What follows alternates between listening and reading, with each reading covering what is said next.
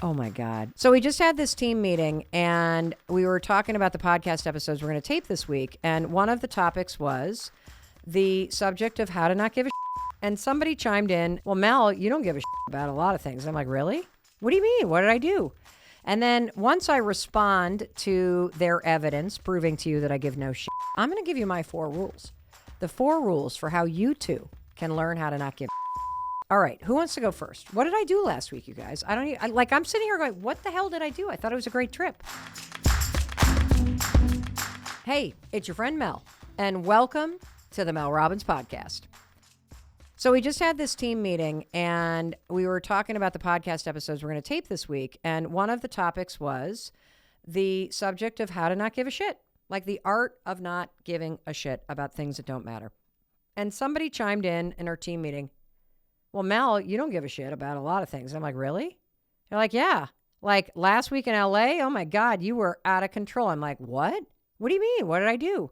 And so welcome to an impromptu episode. I have dragged Christine, our COO and CFO, here. I've got Jessie, who runs video and video production. I've got Amy, who is one of our senior members of the team and a senior producer. We have Cameron, who is also a producer on our team. And by the way, we've got a bazillion other people that we would have dragged here, but we got a lot of other stuff we need to do for you. And these guys really had a lot of examples about how yours truly was acting out of control last week. Like literally give 0 shits. And I don't know what the examples are. So I said, guys, let's just jump on Zoom and let's just lay it on me. And then once I respond to their evidence proving to you that I give no shits, I'm going to give you my 4 rules. The 4 rules for how you too can learn how to not give a shit. And we're going to give you 2 simple things you can start doing at the end of the episode so that you can practice this. All right. Who wants to go first? What did I do last week, you guys? I'm sitting here going, what the hell did I do? I thought it was a great trip. I mean, is not giving a shit really a bad thing? I personally think it's the secret to life. It's a great thing, but it's shocking when you do it, I think. Really? Especially the way you do it sometimes, Mel. Okay, this is Amy, one of our senior producers on the show. Hi, everybody.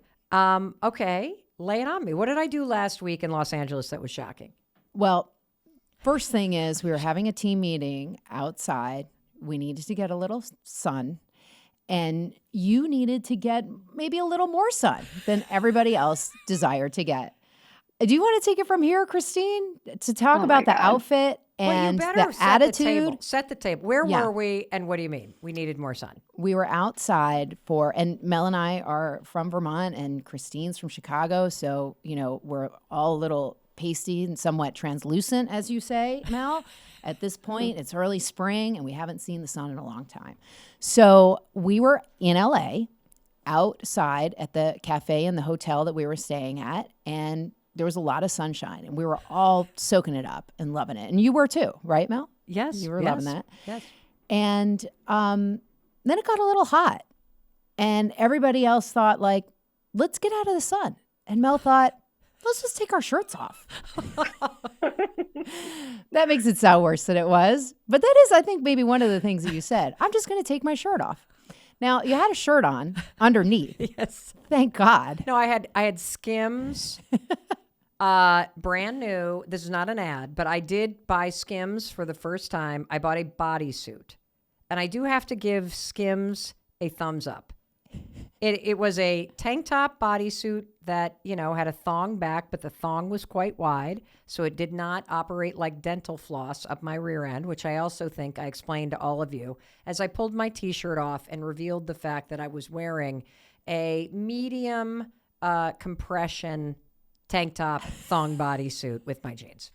That basically looks like a bathing suit. Yeah, no, it looked like a see-through bathing suit. See-through. But I think it didn't stop there, right, Christine? It was like, okay, so she had the top on and then... She had the top on, but I could see her nipples. So I'm like, that felt like an HR violation to have the team there. And you were totally down with it. But I'm like, okay, you're like, oh, I'll put my t-shirt over. And so you tucked the t-shirt you were wearing into the top of the bodysuit so that it was just like kind of across your chest. It was like a chest apron is what it was. I was covering the top. So it was like a drapery across. I was using an opaque chocolate brown Skims t-shirt, and I took that off, and I was wearing a nude bodysuit. So it didn't exactly look like a bathing suit. It looked like a nude bodysuit, meaning nude color, not nude. And then I put the t-shirt, it was not long sleeve. Otherwise I would have tied it around my boobs. And instead I just tucked it into the front like a bib. And I covered my nipples so that I could get some sun, and it was not an HR violation in front of the 4 women that were sitting at the table. Right. And I think... Now, what was so shocking about that? Because I have to say, there was a pool that was approximately 40 yards from us. We were on the same... We were technically on like a pool deck in the restaurant area. And... You know, and then Christine, for those of you that are listening to this, I want to tell you, this may be one of those episodes that you do, after you're done listening, want to check out on YouTube. Because we do film all our episodes, and we will be putting up photos. Because Christine did take a photo of me. And can I see it? I haven't seen it. Can I see it? Is it really bad? I mean, it's pretty bad. It's pretty bad. It's not flattering. Pat, will you pass me my phone? Okay, this is ugly, but mainly because I have a really bad farmer's tan, and I'm starting to get sunburnt on my arms and the undercarriage of my arms. You know, what are those muscles that we do this with? Triceps. The triceps are really flabby and white. So the tan is not uniform. In fact, it's not even coming in yet. But it's appropriate. I mean, it looks like a shirt tucked into a bra is what it looks like. Okay, so that's number 1. And you're right, I didn't give a shit. I sat there, I got my sun, and then when we moved back into the shade, I put my shirt on. Okay, was that the shocking example? Yeah, I mean, I think that's pretty shocking. I think it's pretty shocking to not just stop at the fact that you're not wearing a bathing suit, or stop at the fact that your nipples are showing, or stop at the fact that you're tucking a shirt into your camisole. What even is that? Or, you know, stop at the fact that you don't have sunscreen on. Like, there were a lot of moments I think many people would have heeded the stop sign or at least yield a little bit. But you floored it to the sun. And, like, you got what you wanted, and you didn't give a shit. I didn't give a shit. I didn't give a shit. I'm sitting with 4 ladies. Yeah. You know, we're all from the Northeast. I am so pale, I'm translucent, and I needed a little vitamin B. Okay. Right. I think I can roll with that one. What's the next example? And by the way, that was Christine, who is our chief operating officer. Was that an HR violation? I'm pretty sure that in most cultures that would be unacceptable. Well, okay. And instead, at 143 Studios, we make a podcast episode. Okay. Okay. So what else did I do? Okay, who has the next one? Well, then later that day, we had a meeting scheduled with an important meeting with somebody we've never met before with Audible. And I took note of the fact they were wearing open-toe shoes, which in my previous corporate experience would not be the way you would show up for a first-time meeting. But wait, what? It was open-toe? What are you talking about? First of all, who made up a rule that you can't wear open-toed shoes? I think in general, toes are kind of a touchy subject. Not everybody wants to see people's feet, especially in a professional environment. Even though it was casual, we were meeting out for after work kind of drink situation, but still that, you know, I intentionally packed closed toe shoes just for that meeting. You did? I did. So can you walk me through the thinking that goes into giving a shit about closed-toed, I can't even say it. Closed-toe shoes? Covered-toed. Yeah. Covered-toed shoes? Toes. Ballerina slippers. Again, yeah. I wore like ballet flats because I didn't want to have show up for a meeting with my toes exposed. So I left my sandals at home so that I would have appropriate footwear for a first meeting. Okay. Which never crossed your mind. And I noticed your toes right away, but then I didn't say anything because obviously you're the boss. You can show up however you want for those meetings. Well, you're kind of the boss. You run the place. I just break the rules, apparently. So never in a million years did it even cross my mind that open-toed shoes are a problem for any kind of meeting, first of all. I think open-toe shoes are like the neck hair of the past. You know what I mean? Like, you don't want to see neck hair. You know, like, button that top button. Get your toes covered up. Like, really? Come on now. I've got my Birkenstocks on right now. And open-toed shoes now. And so to make it even worse, my Christine has like immaculate toes. You always have a gorgeous, high gloss, bright red, polished situation going down. I not only had open toes, everybody, but I happened to have gangly kind of situation with the pedicure, not getting them that often now in Vermont, did not have on polish, might have been chipped. But, you know, here was my thinking. I'm thinking, those weren't just open-toed shoes. Bitch, those were Valentino wedge espadrilles that I had bought to wear to graduation. And so I put those puppies on like a frickin' Ferrari on my feet. I strutted into Soho House, LA, like the baller I am. And you were right behind me strutting in your Chanel ballet flats because Christine, don't you mistake that voice, everybody. I always say yes. Christine's the badass business bitch that says no. And so she was walking in those ballet shoes like a dumpster truck, ready to do some business. And so I go striding in there. I had no idea that you glanced at my toes and you judged me. I did judge you. I didn't have any idea that they were fancy shoes. All I saw was your toes. So I'm like, whatever.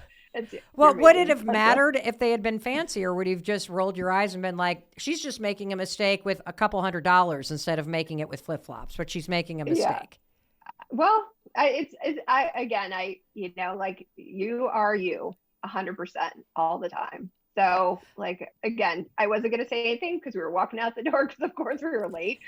And so it wasn't, I was judgy a little. But again, it's your meeting, your call. Possibly with good reason, the judging. I don't think so. See, I don't think anybody notices your feet. We and know. I don't think we anybody's not going to do business with you because you have espadrilles on. I'm gonna call in some backup here. Cameron, you worked at a law firm. Am I alone in thinking that this is a kind of corporate no-go in some environments? It's definitely a no-go, and also if you have unpainted toes, I think it makes it a little worse. Mel, were your toes painted? No. Yeah. No, they were not. They might have even had dirt on them for all I know, because I wasn't looking down there, because I had on also the very in-fashion bell-bottom jeans. And just to make a point, this is one of the top deal makers at Audible, a person that says yes or no, somebody we have never met, and a really important meeting. And so here I am thinking, ooh, yeah, I got an important meeting. I'm going to pull on my high-waisted bell-bottom jeans because I'm in L.A., and that is what the badass bitch women boss situation. And then I'm going to pull on my expensive Valentino wedge things with the studs because, man, it shows I don't give a shit. I make money. I don't need you to say yes or no. And I'm going to breeze in there with my COO, who is always the deal maker. And we are going to wow the shit out of this thing. I didn't for a second think about my toes because I gave a shit about other things, which is killing the meeting, which I do believe I did. You did an amazing job. Thank you. And did I do anything else wrong in the meeting? I think so. I think I did. I think I actually know what happened. I think I know what happened. See, I went into that meeting going, I'm not going to drink tonight because we got a big celebratory weekend and I don't, want to say anything stupid at a business meeting with somebody I've never met. And so we meet the guy. I immediately love him. Just a great guy. He's like an entrepreneur inside big organizations. He's the guy. And I can tell he is a deal maker. I can tell he just loves to be innovative. And that's exactly how we roll. And it's why we have this incredible, unprecedented relationship doing all these original projects with Audible. So he goes, are you guys going to have something to drink? And I said, yeah, well, I think I'm just going to have a seltzer with some bitters on ice in a wine glass with a twist, doing like the non-alcoholic thing. And he's like, oh, I thought you liked gin. And I'm like, I love gin. Let's get gin. And so now I'm in and I go all in. And that was probably another Mel doesn't give a shit, but this is a no-no. Would you say that, Christine? Yeah, it definitely took the meeting in probably a different direction than if we would have stuck with the seltzer and the bitters. But I think it was a very enjoyable meeting. I think for sure we got to be fast friends, probably quicker than otherwise. That's true. The gin always lubricates me a little bit. I started dropping the F-bombs, which always is what happens when I drink. And it leads to a very productive business meeting. And I don't give a shit, I guess. Right? I don't give a shit. Christine's smile is so tight. I wish you guys could see that. That's the smile that she gives me in meetings where she's like, you can shut up now. Let the adults take it from here. Was there anything else I did? Okay, we've taken the shirt off and tucked it into the front of my bodysuit. I've worn open-toed shoes to a massively important business meeting. I have had maybe 3 gin and tonics with the person at Audible, and we had an amazing time, so much so that he then texted our literary agent to say that he was both afraid and extraordinarily excited and impressed by what just happened. He did not, I would like to point out, mention that it was a problem, though, that Mel was wearing open-toed shoes. Just want to point that out, everybody. Yeah, not a problem. Anything else? That's all you got, you guys? That's it? Well, that was Monday. What did I do next? I feel like, yeah. So then Tuesday, we went to a hot yoga class, which we usually do while we're in LA. And it was a super sweaty, hot class. And, but obviously I've been to a lot of these, but I'm always amazed that no matter how terrible the look or the situation, that you're generally recording a selfie on the way out about, like how amazing you feel coming out, which is true. It's not always easy to get there, but coming out, you always feel like, hey, I'm so glad we did that. You're recording, you're going live. And this day, you was really run over. Like you were so hot and sweaty and your sinuses were bothering you. And, without fail, you're recording your selfie. And I just am always impressed. And I think it really connects with people when we're out and we're talking to people about how real you are, of how you show up at really what is, truly one of your like worst looking moments of being out of this class because you're hot, you're sweaty, you're like just a mess. And you just are ready to go live and share that. And I think because you do that, I know other women that we run into are always feeling like, I was, Mel makes a huge difference because, I'm like, if Mel Robbins can do this with all the people that she is connecting with, then what am I worried about? And I think there's something very freeing in that. And so That's I'm always, a compliment.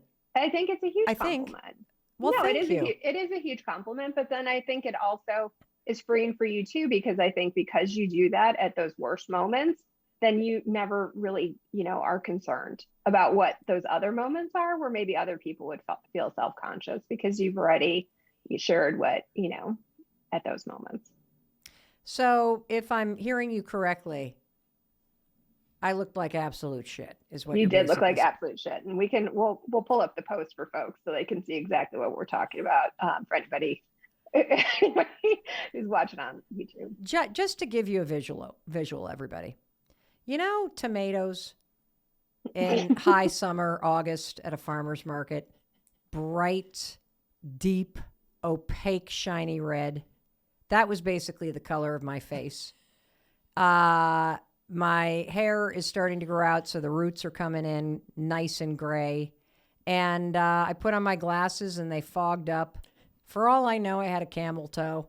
And I was walking down the sidewalk in LA outside of the yoga studio, headed to my favorite coffee shop to basically get a cup of liquid caffeinated sugar. And I pulled out that phone because I thought, you know what? I did not want to go this morning. My sinuses are bothering me. I know you can relate to that. And so I just start filming. And I agree, I looked like absolute shit. But here's what I think. I walk around looking like that. So why would I be worried about putting it online?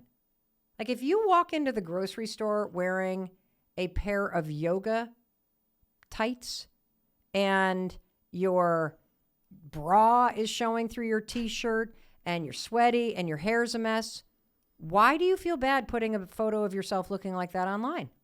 Like, you got to stop and consider that you're okay going out in public or being around friends looking like crap, because that's how we all look in real life. But somehow that's not acceptable on social media. And so it's been very liberating for me to just go, fuck it. I don't care what I look like, because I walk into a grocery store looking like this. I know I look like shit. Who cares? But the public and what I look like in public is exactly what I'm willing, and I think you should put on social media. Because if you don't, you're subconsciously giving a shit about your appearance. And I think that's really, as you guys keep like teeing up these examples of where I'm either completely violating social norms like the no toes policy, which I was unaware of, or I am being really offensive by taking my shirt off and doing what I thought was a very polite, discreet move of covering my nipples with my t-shirt so I could get some sun, because I feel depressed and translucent like a gray dolphin living here in southern Vermont. But I think the real liberating thing about learning how to give a shit is that you put your energy toward giving a shit towards things that matter.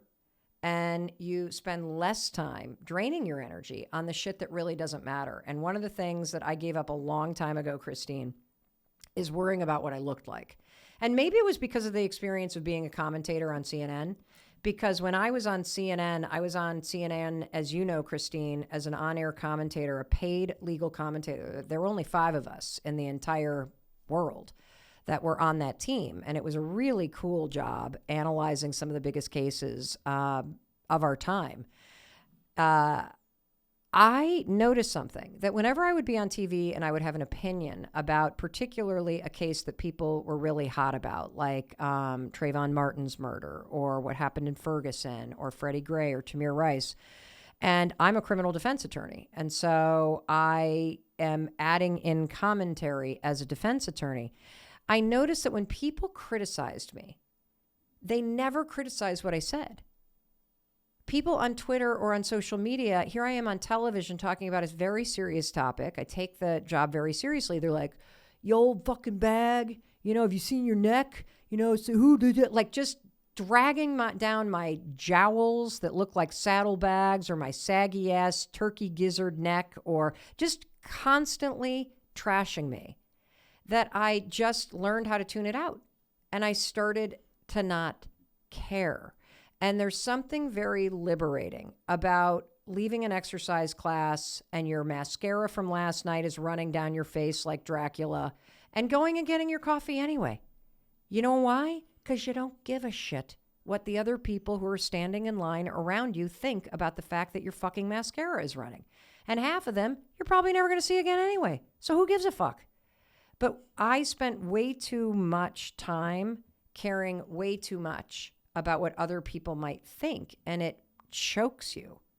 So, yeah, I did look like shit that day. I did. We'll post that video soon. Okay, what's next? What else did I do? Well, I mean, I think then Wednesday we had our first live event for our course offering for Launch with Mel Robbins.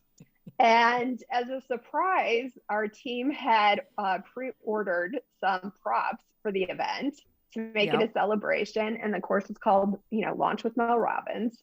So they had purchased a spacesuit with a helmet and a pop-up tent shaped like, a rocket ship. Yeah. And let me just say here, Christine, just before you go on, everything Christine is describing is child size. So like it 10-year-old was not child. like a normal fitting spacesuit or like a big helmet that you had to put on, or a tent that like an adult should even be in. These were all things that needed a squeeze to get into. So I just want to let the audience get that visual. Let me also add that these were purchased in hopes of just having them on, the desk that you were perched upon. Oh. They weren't actually in hopes of you putting anything on. We just wanted to get you energized by looking at it, having it in the background. And so when we brought them out and you were so ecstatic and you were like, I'm putting this on, it was definitely a little more of a, is that actually going to fit on her? Like, I thought it was just sitting on the desk. Right. Like, is that a spacesuit or a skin suit? Yes. Mel? It Like, was sort of a that skin tight astronaut suit. Yeah, I somehow I missed in the setup because I was so surprised. And, to paint the picture, we're doing this 6-month-long coaching program. We have 5,000 people waiting from around the world to log on to our first live training. I'm in the Sirius studios and they pull out all these props. I'm like, awesome. And I start pulling it on with minutes to go before we're supposed to be live. And I kind of pull it up, and it did fit like Skims. I had to suck way in and do that. Like when you try to pull your jeans on, and you've had pizza or bread, and you've got your bread basket, and you got to kind of do the butt tuck to get the zipper to kind of go in. It's like the human equivalent of sitting on your suitcase to compress it. Well, anyway, that's what I do. I either jump from my bed to the floor to get it up, or anyway, I had to do that with the entire thing. And then the helmet was so tight, you guys, I had to take my glasses off and my ponytail out to squeeze the child-size helmet onto my head. And then I climbed into what was probably a 3-foot-tall spaceship playpen that you might put up at the beach so that a baby could take a nap in it. And so I'm sitting in there squashed like a ball with this helmet grinding into my shoulders. Why? Because I don't give a shit. You know what I give a shit about? I give a shit about the enthusiasm and the surprise and delight that it's going to create, that I would be willing to do something so ridiculous in order to surprise my my students that are in launch. That's why I did it. Now, there was a downside to this because we're learning about Mel Robbins, my enthusiasm and my badassery that leads me to not give a shit about certain things like open-toed shoes or the fact that I'm wearing Spanx in public next to a pool. Well, kind of next to a pool. I'm technically leaning on that a little bit too much. There was an actual fence between the restaurant and the pool. I don't think through things very often. And so what I didn't think through is that I'd be in a tiny little, basically, uterus with no circulation in a suit that is cutting off any possibility of airflow and a helmet that is slowly constricting my breathing. So now my body temperature is up to about 120. And I come climbing out of this thing. I can barely get the helmet up over my ears, so I have to flip the thing open and talk through it. I get the helmet off, and then I have another problem. The suit is not only so tight that I have to do a strip tease in front of 5,000 people to get the thing off, but it's got elastic things around the ankles, and I can't get over my shoes. So I begin our first live training on the ground, trying to pull this fucking thing off of my shoes in front of 5,000 people watching. I think it was a pretty big hit. It was a huge hit. Huge. It was a huge hit. And it was a good reminder to me, because when I saw these props and we were putting them together in the green room, I had some concerns because people were watching the tent and people were guessing in the comments of I think Mel's in there. I think Mel's in there. And I didn't know. I didn't even know that you were in there because I didn't think you could fit.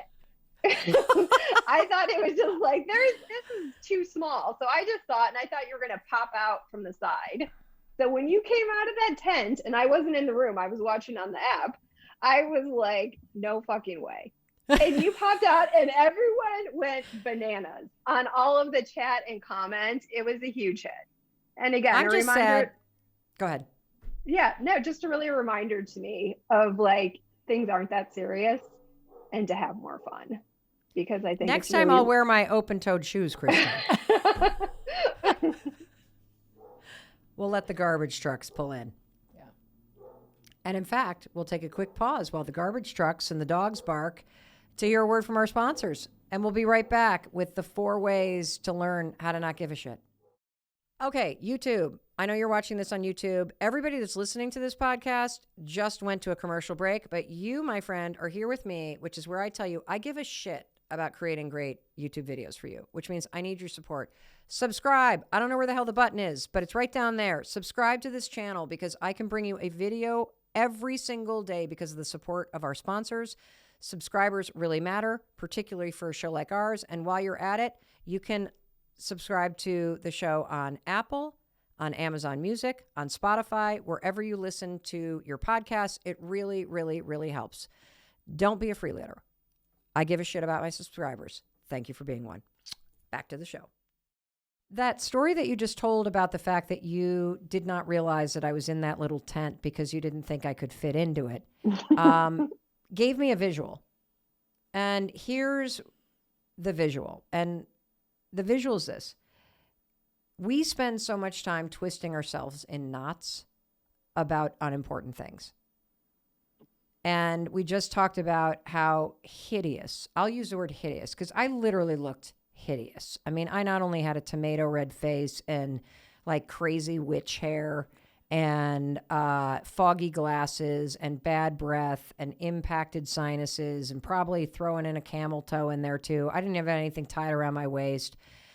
But not giving a shit about that is very liberating, because otherwise I'd be embarrassed by my own existence walking down the sidewalk.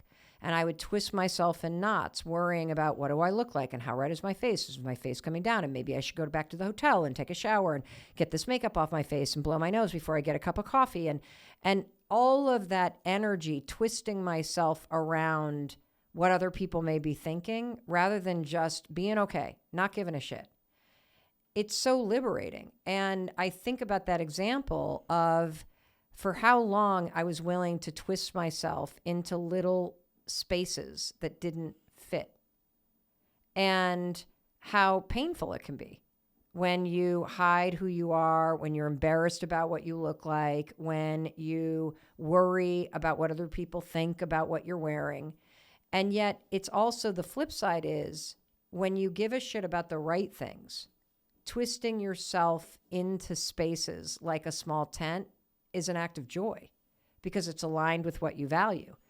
I didn't give a shit how small that little hole was. I had to army crawl my ass in there in order to get in. And then I had to swirl around like a centipede to curl up in there like a little ball, because it was so aligned with my values of wanting to serve, of wanting to bring fun, of wanting to demonstrate something, which was enthusiasm and surprise and celebration and not giving a shit, like being willing to do that kind of stuff. And so, as we kind of continue to go deeper in all these examples of how I'm oblivious at times and how I've worked actually really hard to get to this point of acceptance and this point of focusing on caring about things that I value and trying to completely disregard aspects of life that I just don't give a shit about. That visual of the tent and why it's important to twist yourself when it's about your values versus twisting yourself when it's not, that's really helpful to see. Did I do anything else that day? Probably. Probably is probably the right answer, but I don't have any specifics. Me neither. And if anyone I does. do. Botox. Oh, God. my gosh. So I got Botox, everybody, in my jaw joint, and I've been going to the same dermatologist for over a decade. I love her. I trust her. She's sensational, and I've been having tremendous pain in my jaw, grinding, trouble eating, and both my primary and my dermatologist was like, you got to get Botox in your jaw. And when she felt my jaw, she's like, holy shit, that's a tense muscle. You're going to have a little extra. And I'm like, okay, as long as you make the pain go away. And she said, well, it could impact your smile. I'm like, I don't care. I can't eat at this point. Just take the pain away. Well, she shot me up. And let me tell you something. It impacted my smile. I look like taking a shit when I have a smile. And this is something that I am self-conscious about. So all week long, as we're in Los Angeles and we did a bunch of interviews, I'm having to really try to like manage that my lips are curling up, because if I do a closed smile, try to lip smile like you keep your mouth smiled, my lips suck in like our body language expert warned us about. What's that called? A lip roll. A lip roll. I do a lip roll and it looks like I'm frowning. And then if I try to do a big toothy smile, I look like I'm grinding out of shit. Like I'm like, clenching. And so I had to tell every single expert we had. Now look, I'm going to give a kissy face in this, because if I try to give you a smile, I'm going to look like I'm growling at you. And so I now have a week's worth of photos from both graduation week and the podcast where I'm kissing experts and kissing in the air, and I look completely ridiculous. But at least I can chew food and the pain has gone away, but I'm never getting Botox in my jaw again.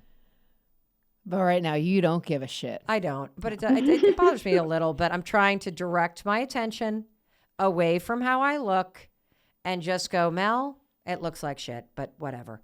What was the CNN story?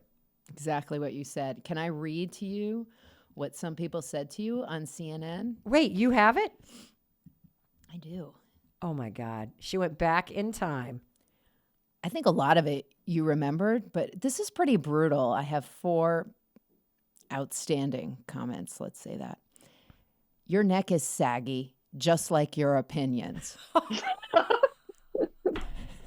It's funny now, but you were probably like, when you got that, right? Like that was probably really hurt in the beginning. Yeah, probably hurt. Sure did. You should go back to the hole you crawled out of. It was a deep hole. Now we know you're an expert on crawling Out of into holes. small spaces. Yes. Yep. Why is someone so ugly on television? Ouch. Nice.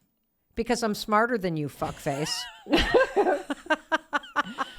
Okay. The last one. How does a moron like you have a law degree? I cheated. That's how That's how to not give a shit. Well, you know how I learned how to not give a shit is I started to visualize. Empathy helps a lot.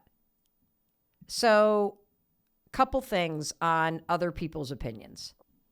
Number one, let's just take a minute and zoom out and have some perspective and imagine what is the life of a person who is sitting on their phone, watching TV nonstop, sounding off at pundits online. What does their life actually look like?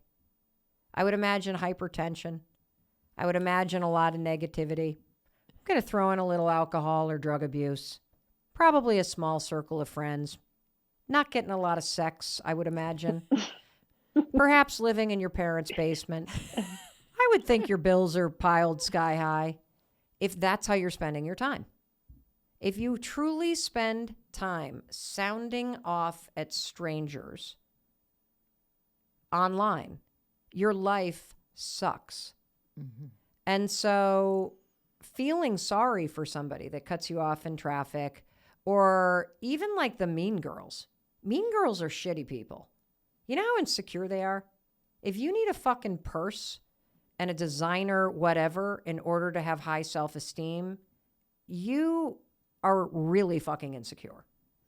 And so I kind of just look at people that are critical of other people, even though I'm being critical of other people, you know, for the sake of humor, with a lot of sympathy. Like, wow, must really suck for you to watch TV and feel so offended or triggered by what I'm saying that you are taking time and energy to not only write about it, but to spread negativity. That's a really awful place to live your life. I hope you find a good therapist at some point and you get the healing you deserve.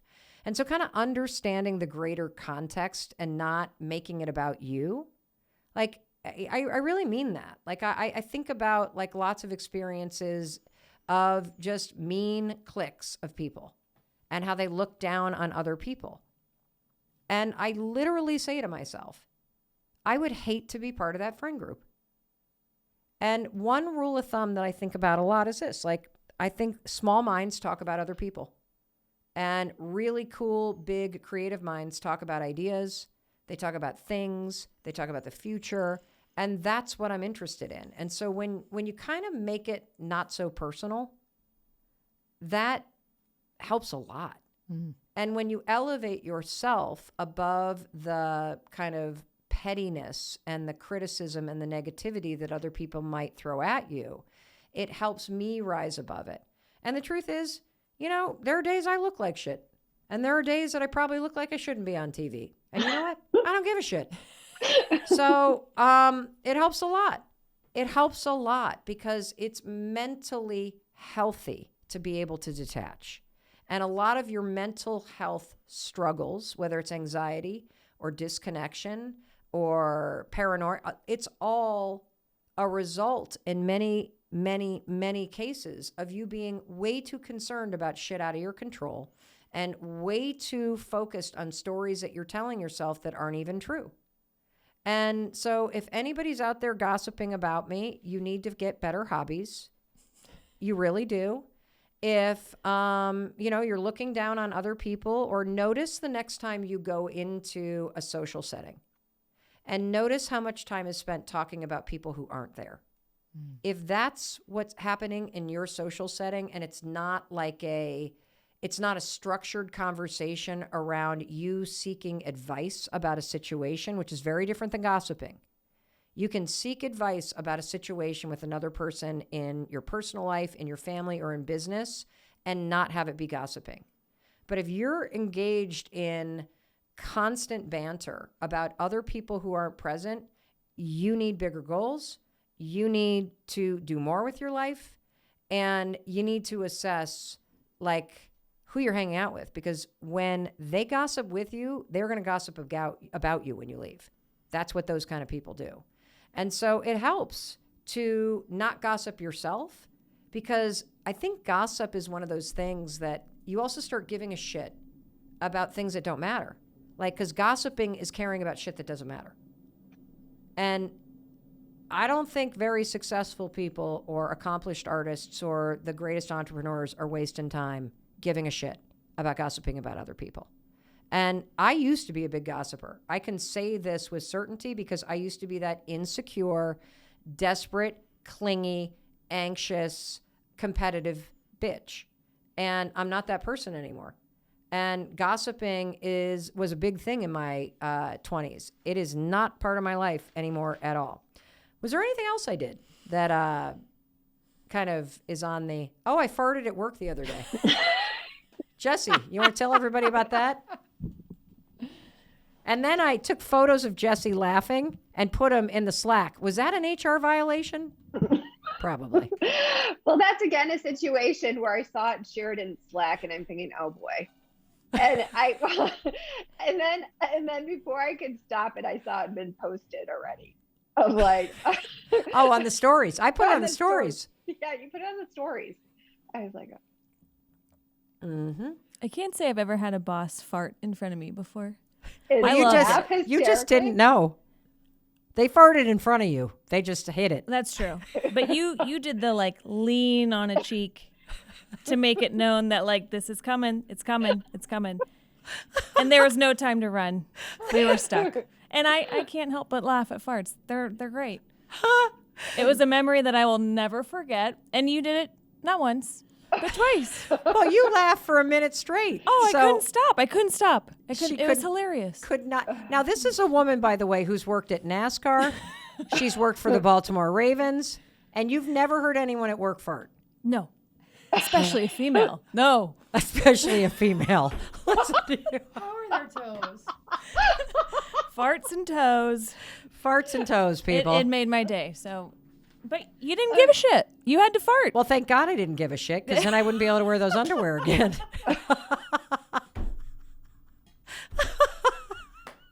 Too much, Mel.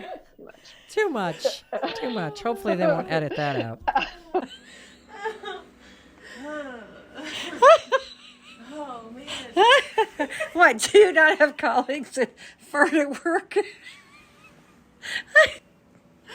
I just farted.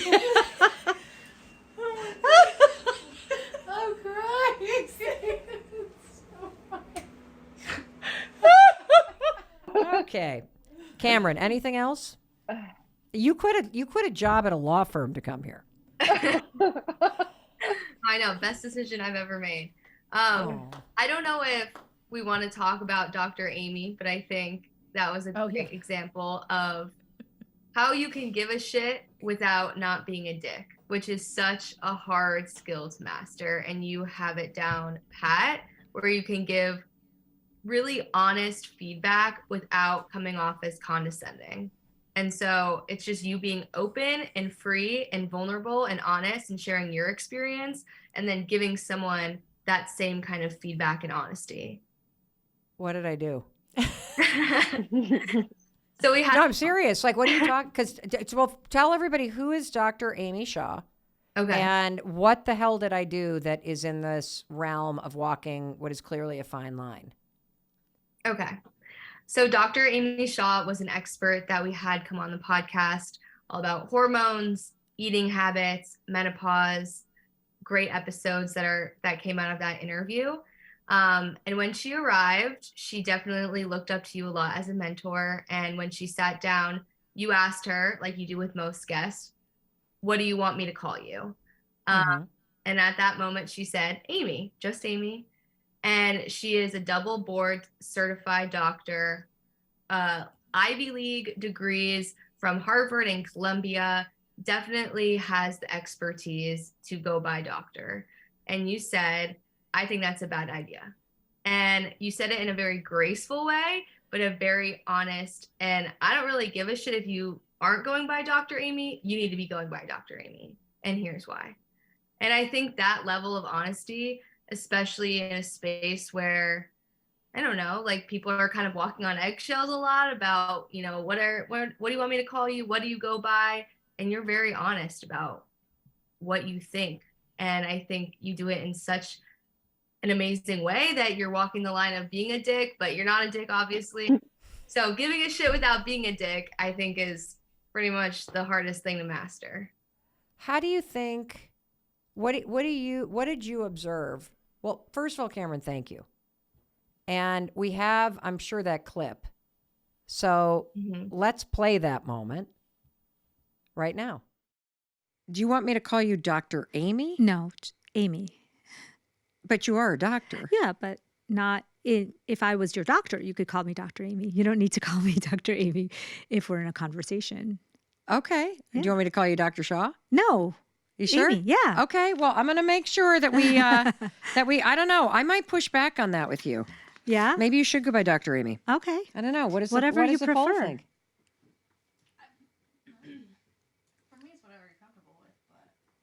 I don't know. I feel like if I could give you some coaching. Yeah, please. Because I've just already told you not to wear your blazer, but to wear a lab coat. Yeah. Is I think it's incredible that you're a nutritionist. Yeah. And that you are also a medical doctor. Yeah. And you worked your ass off to get that degree. Yeah. And I want you to own doctor.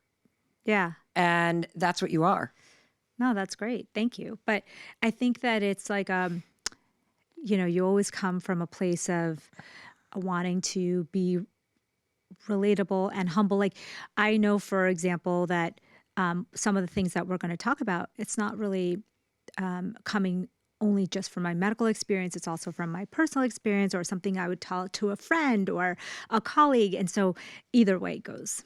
It's kind of that gray area. I'm going to call you either Dr. Shaw or Dr. Amy. Okay, Dr. Amy then. Okay, good. Dr. Amy. Because I feel as though you have this authority in your background. And I want you to profoundly claim it. You're already relatable. Yeah. You're already going to bring your life's experience to it. And I feel that the next level, I just felt the need to tell you this. Yeah. The next quantum level up for you is in really embracing the doctor in the Dr. Amy. Yeah.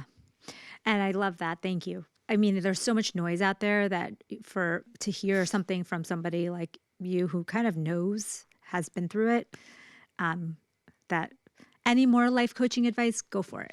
well, and that's why, because I feel like there's a lot of noise. Yeah. And it's one of the reasons why I wanted to talk to you, Dr. Amy, because there's a lot of noise on TikTok. There's a lot of noise on social media. There are a lot of, quote, wellness experts that got themselves in shape, and they have a lot of important things to say, but you are a licensed and trained nutritionist with Ivy League degrees, and you're also a medical doctor.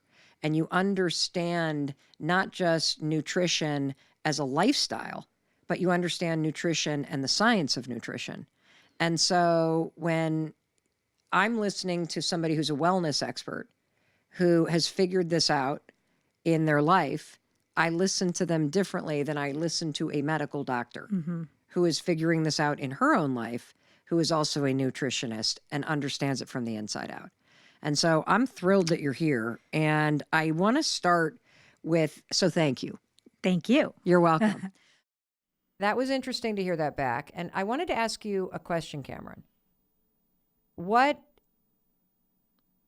is it that makes that exchange not feel like I'm either ganging up on her or I'm being a condescending jerk? Like what's the advice to anybody listening? Because giving feedback like that's really hard, because you don't want somebody to feel demoralized. You don't want them to go, oh shit, I should have been doing this forever. But for me personally, I am so committed to helping other women and to helping other, especially people that have diverse backgrounds, be elevated and have bigger platforms and be widely respected and to own their power, that I feel so passionate about it that you're right, I don't want to trample on somebody, but I know I'm fucking right. Like, I give a shit that she cares about this. Yeah, I think what made the encounter so different is that at the core of it was just a level of kindness, and the amount that you care for people really was shining through, versus you coming off as judgmental.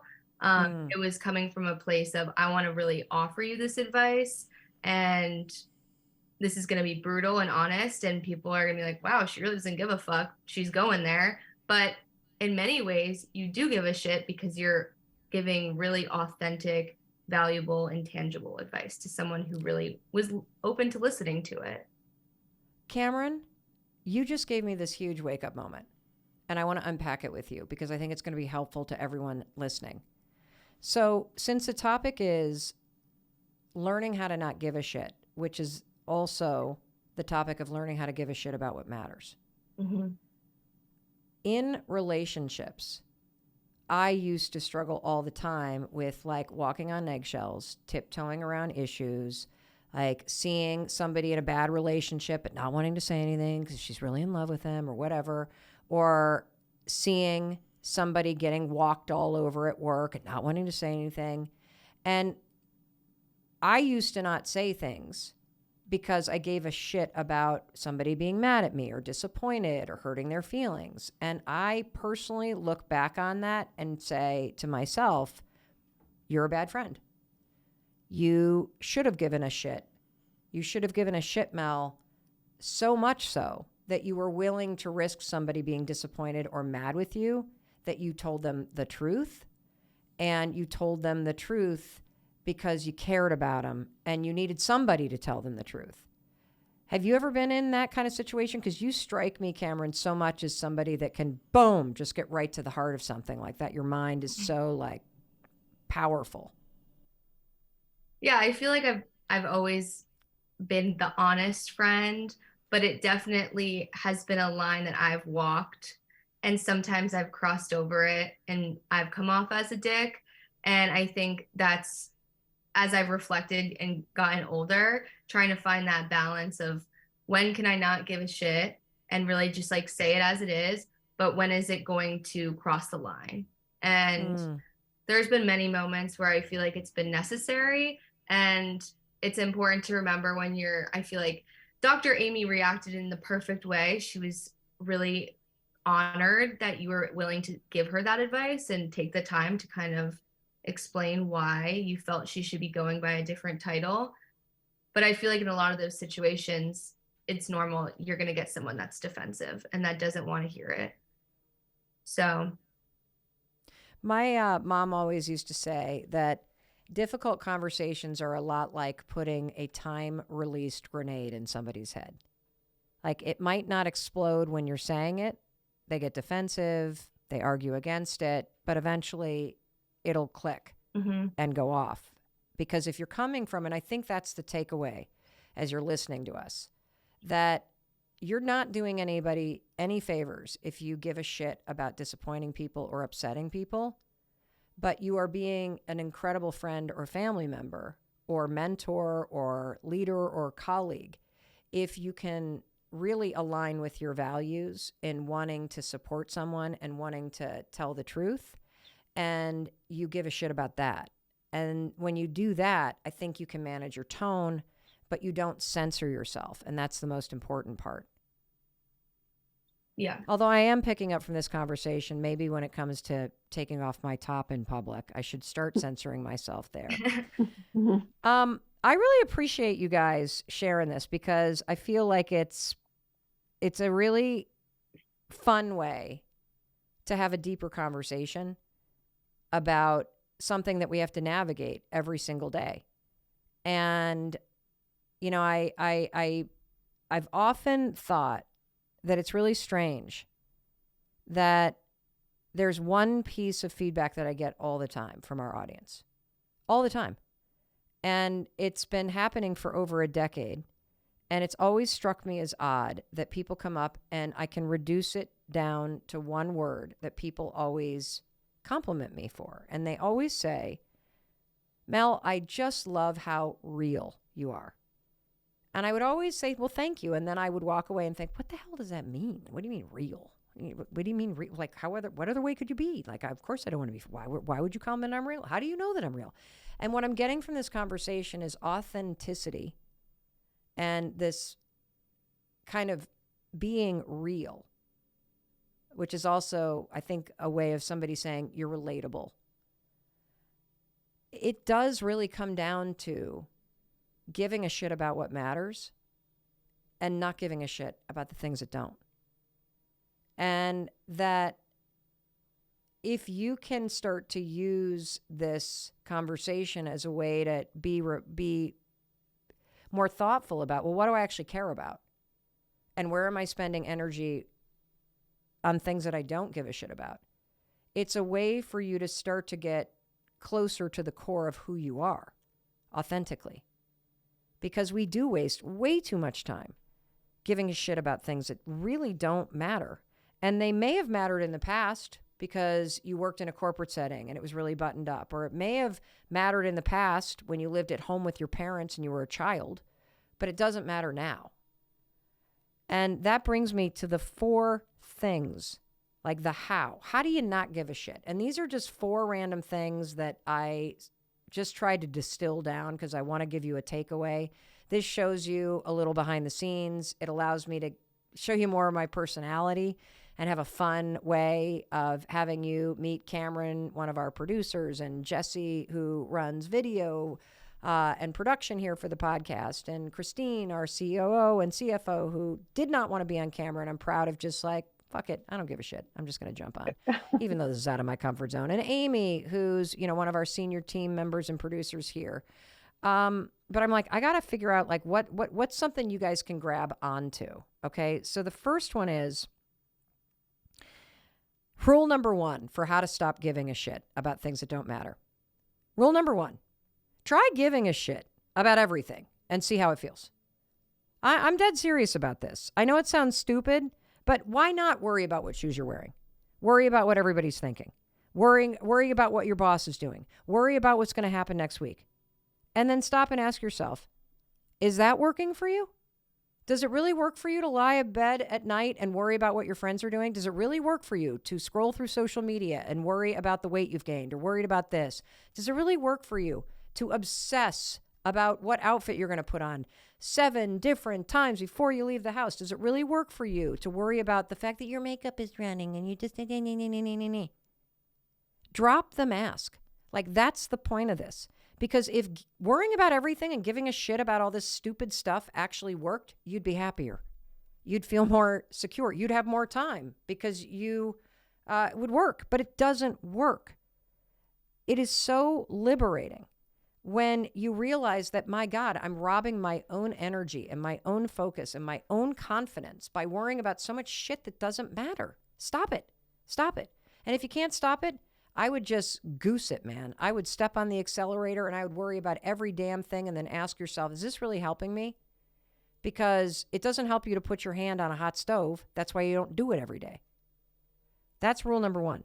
Rule number two, this kind of goes back to the stuff we talked about with CNN and kind of zooming out and visualizing who actually is criticizing people online. I mean, come on now. Let's show some empathy.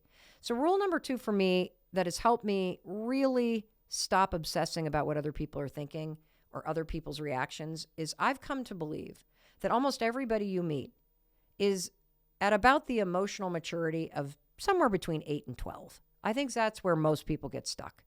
Most people's disappointment is an 8-year-old throwing a tantrum. Most people being mad at you is about as long as an 11-year-old is mad at you. And we conflate adults with adult maturity when it comes to their emotional reactions, and 99% of the population does not have it. And so if you can kind of imagine your boss as an 8-year-old, like I think about the guy that we were meeting with at Audible, great guy. I freaking love him. I hope we do a ton of business together.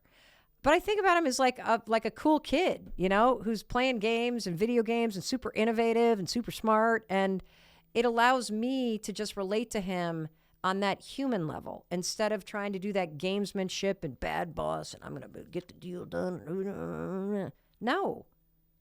Think about everybody as between the emotional maturity of 8 to 12, and you'll worry a lot less about how they react. Now, rule number 3 is incredibly important, and I want to thank my team for helping me distill this down because I think this is super, super, super important. Rule number 3 is when it comes to not giving a shit, there is a time and a place for it, okay? And I'm going to take this even further. There is a time for really important standards and being rigid about following them, and a time to amplify your self-expression. And I'm going to give you a tool in just a minute for how you can really use this. In fact, no, I'm going to give you the tool now because I think it'll make more sense. Think about a seesaw, you know, that teeter-totter thing. It's a balance. And so in certain environments, like maybe when you go home, home still feels like the same operating procedures as when you were 8 years old. And so maybe you've been really putting more weight on the side of the way things have always been. And you've really not been giving a shit about your self-expression. The opportunity here is to see where in your life you have stopped being you. You have started giving a shit about things that don't align with your value, that suffocate you, that make you feel like you can't be you. That is not a place that you should be. Those are not relationships you should be in. But you got to think about this kind of like a seesaw. Where in your life are things out of balance and you're starting to give a shit and put weight into things that no longer align with you? And where can you bring things more into balance so that you can be yourself, you can be self-expressed, and you can do so without offending people around you, without you violating corporate HR policies? So we were talking a lot about open-toed shoes. And if I were walking into JP Morgan to close a massive, e-learning, corporate training deal, I probably would not have worn my Valentino espadrilles despite how much they cost. I probably would have worn something else, or at least I would have gotten a fucking manicure, okay? Why? Because there is a time and a place to be cavalier. Your job is a place to pay attention to standards. Why? Because they're paying you to do something. A job, I hope it's fun. I hope you're part of a culture and you have a sense of belonging and you feel appreciated. But the bottom line is you're there because you're getting paid to do something, which means you should care more about the standards and the culture and the operating procedures than you might in your day-to-day life. Why? Because you are making an exchange for money. But I have one giant caveat when it comes to talking about standards in the workplace, and I want to take this opportunity to have a conversation with you about it because it is incredibly important. It is very real, It's very real in work. It's very real in life in general. And it impacts people's ability to be fully, authentically their truest selves. See, there are a lot of standards, especially in the workplace, where discrimination and bias is very real, and it impacts people's ability to be themselves. And as a white woman, I have the privilege of never having to deal with that. I'll give you an example. So I have a bunch of Black female friends who do not feel comfortable wearing their natural hair at work. And it's not just anecdotal. There is incredible research documenting this. So a recent study from Michigan State, for example, confirms that 80% of Black women feel that they need to switch their hairstyle in order to align with more conservative work standards. And a recent study from Duke has proven that Black women with natural hairstyles, like an afro or twists or braids, less likely to land a job interview than a white woman like me or a Black woman with straightened hair. I mean, that just makes me want to cry. And here I am talking about open-toed shoes, and Black women have to worry about their hair and being who they are. That is so shitty. And that's why I wanted to take an opportunity and why I think it's so important to call out this type of bias. And that's why I'm doing it right now. So I want to acknowledge that whether it's your gender identity or your religion or your race or your sexual orientation or a disability that you have, I want to acknowledge that how you manage this balance that I'm talking about between self-expression and being your authentic, full self and the very real bias and discrimination that exist in social and workplace norms, that is a deeply personal decision and balancing act that you got to make every single day. And it's easy for me to say, hey, hiding who you are is never okay, because it's true. I don't want you to ever hide who you are. But I just felt it was important that I acknowledge that it's easy to say, but it's not that easy to do. So let me kind of layer that into this rule number 3 that we're talking about, which is there's a time and a place for self-expression. It is up to you to decide what you value most in any situation. When you think about that seesaw between standards and societal or workplace norms versus your self-expression and you being you. But here's what I do know. I hope that you find the courage to choose your values and to choose being yourself as often as you can. And that brings me to the 4th rule. The 4th rule for how to learn how to give a shit about what matters and not care about what doesn't. The 4th rule is you go first. You go first. Every single human being that you encounter is trapped in some sort of rule they think they should be following. Everybody. And the rule, if you want to start giving a shit about what really matters, is you go first. You be the one that shows up with espadrilles. You be the one that says, I'll pull on that spacesuit and climb into that thing. You be the one that brings the fun. And what I've found over and over and over again, and I think, Christine, you'll be able to say, yep, it's true, is that by being willing to put the real me, especially the hideous me, the moments where I'm crying, the moments where my makeup is running, the moments where the dog has just barfed all over something, the moments where I've just left a gym class where I've pulled a calf muscle and I'm still panting and my eyes are bloodshot and my face is beet red and I literally look at myself in the selfie and I say, how does Christopher Robbins wake up next to this every single morning with a smile on his face? Because you, woman, are ugly. And then I hit play. My willingness to do that, my willingness to go first, to drop the mask, the filter, to just put it out there, it's liberating for people. I mean, people come up to me more often when I look like shit. And I say, yeah, I'm happy to take a selfie. They're like, really? Like shocked that I would want to actually take a selfie looking like that. And then somebody perfectly made up, like, well, let me fix my hair. And I'm like, are you kidding? Look at me. I look like a labradoodle that just ran a marathon. I mean, give me a break. Get the selfie up here. Let's go. I'm going to make a kissy face because my jaw is frozen and it makes it look like I'm taking a shit when I try to smile. But what do you see, Christine? And the you go first. And the you go first? Yeah, absolutely. I mean, I think it's something that really connects with people when they meet you, of just feeling like they're running into a friend that they, have seen from afar. And I think that there's something very special about that, and it's a true connection.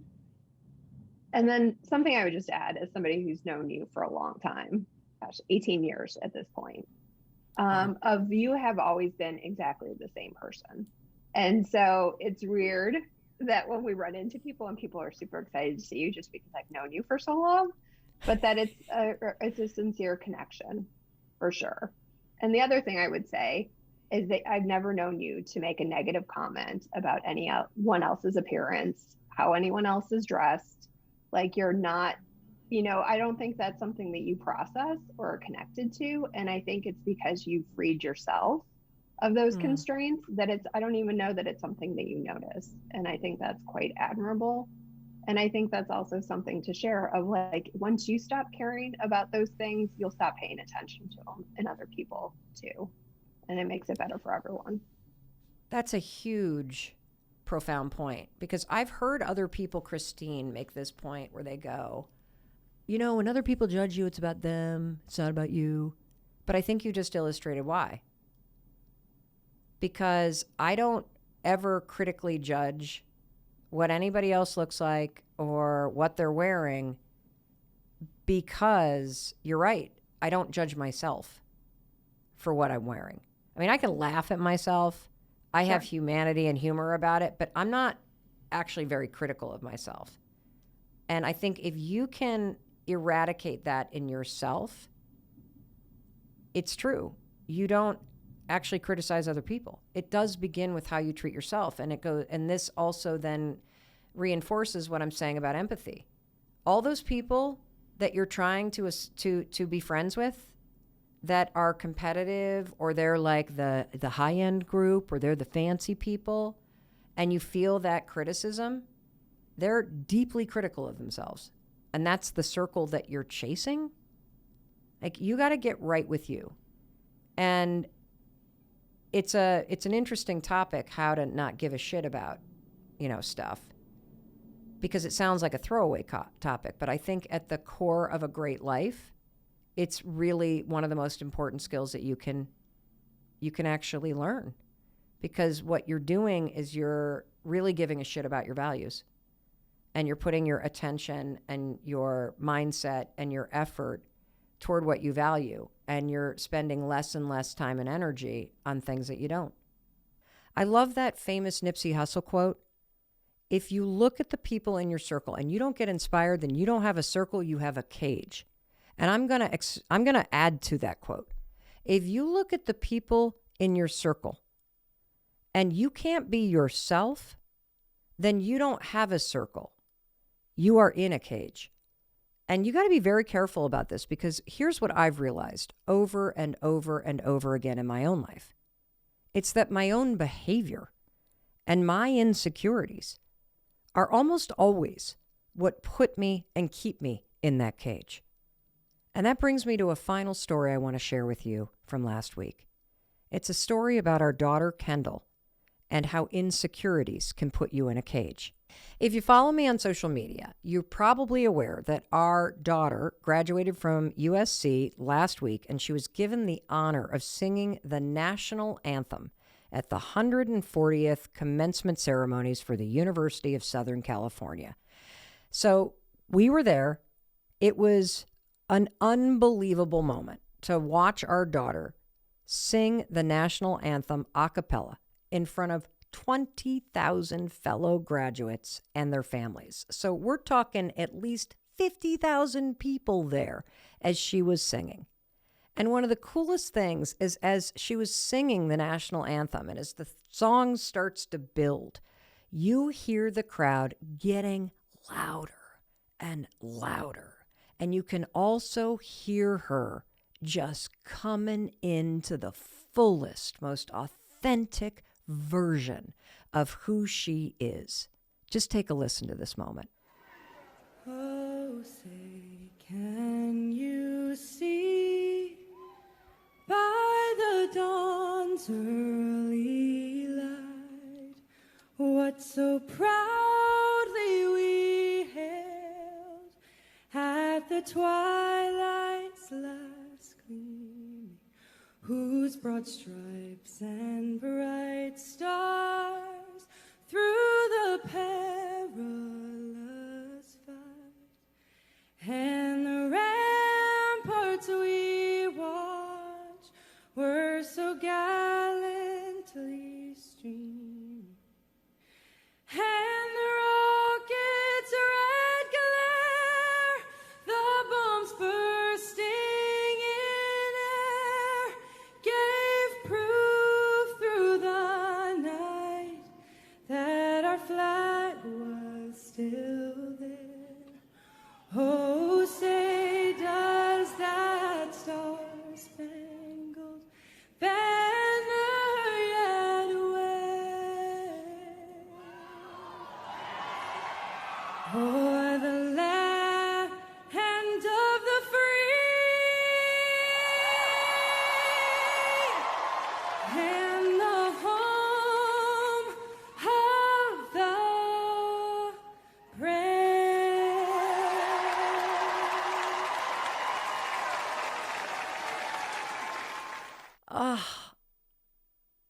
That moment will probably be one of those moments that flashes before my eyes on my deathbed, like a core memory. But that's not the point of the story. The point of the story is this. 24 hours after that moment, I asked her, so Ken, what was the most surprising thing that's happened since you sang the national anthem yesterday? And she said this. I didn't realize that 99% of my friends have never heard me sing. I'm like, what? She said, yeah. She said, hearing me sing at graduation was the first time in 4 years of knowing me that they had ever heard my voice. Now, keep in mind, she is a popular music major. For 4 years, she has been performing in college. And just stop and consider that 99% of her friends over the past 4 years have never heard her sing. Why? Because of her insecurities. See, she gave a shit about what people would think about her singing. And if you look at her social media, for the last 4 years, there was only one post on her Instagram account. And that one post was of her singing. But that's it. Now, this is her deepest passion. Her standing before people and singing and sharing herself, this is the truest form of her self-expression. And yet, she put herself in a cage because of her insecurities. That's so sad. And I know you're doing it too. That in some area of your life, you are so concerned about what other people might think that you're not sharing your full self. That's what it means to put yourself in a cage. Now, here's the good news. The door to that cage, it's wide open. And it always has been. I hope this episode has inspired you to open your wings and express yourself, your full self. Because when you drop those insecurities and you stop caring so much about it and you allow yourself to just be you, you, my friend, will set yourself free. And in case no one else tells you today, I wanted to be sure to tell you that I love you. I believe in you. I don't give a shit what you're wearing or what you look like. I believe in your ability to create a life that you love.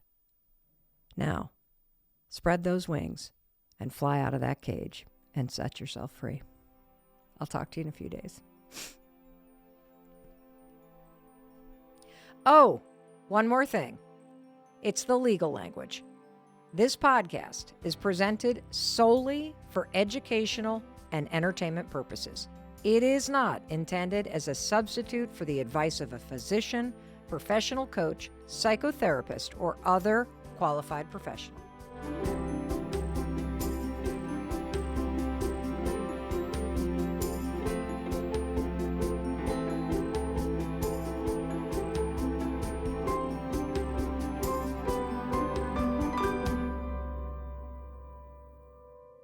Hey, it's Mel. Thank you so much for being here. If you enjoyed that video, by God, please subscribe because I don't want you to miss a thing.